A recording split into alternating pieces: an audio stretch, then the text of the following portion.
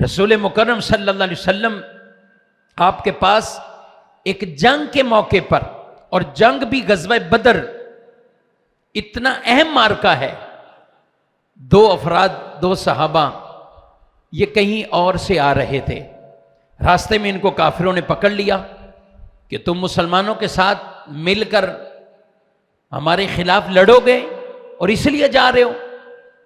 تو ان کو پتہ ہی نہیں تھا کہ آگے کوئی جنگ کا ماحول بنا ہوا ہے، آگے کوئی غزوہ ایسا ہے، سفر میں تھے۔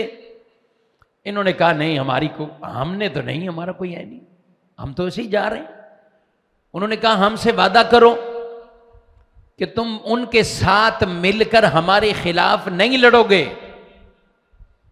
تو ان کو پتہ ہی نہیں تھا آگے کچھ ہونے والا ہے، تو انہوں نے کہا وعدہ کر لو، ٹھیک ہے ہم نہیں لڑیں گے۔ اب آگے آئے تو آگے پوری غزوہ بدر اور ایک معرکہ ہے پورا، اور اسلام کا ہجرت کے بعد عظیم وہ پہلا معرکہ غزوہ بدر کا۔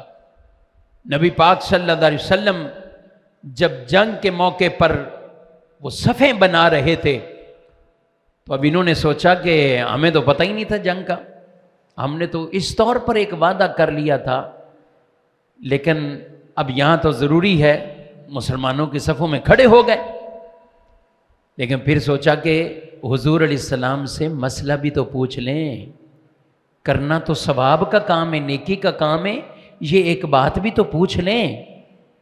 تو یہ آگے بڑھے اور اللہ کے نبی صلی اللہ علیہ وسلم سے کہنے لگے حضور ہمیں نہیں پتہ تھا کہ یہ موقع آگے آنا ہے یا اس طرح کا معاملہ ہے، ہم تو وعدہ کر کے آگے پیچھے کافروں کے ساتھ۔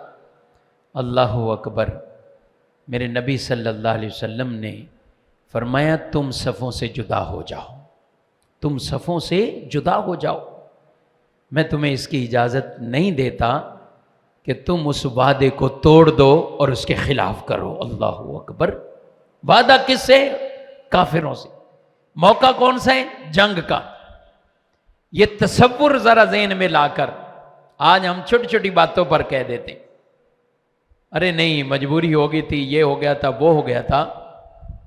اگر تو واقعی کوئی ایسا ریزن، کوئی اور معاملہ تھا تو ایک الگ بات ہے، لیکن شروع سے ہی وعدہ کرتے ہوئے نیت بنائی ہوئی ہے کہ کرتے رہیں وعدہ۔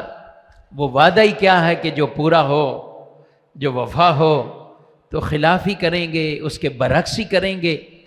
تو یہ اللہ کے نبی صلی اللہ علیہ وسلم نے ہمیں جنگ کے موقع پر بھی ایسی بات کے بارے میں یہ ارشاد فرما دیا ہے۔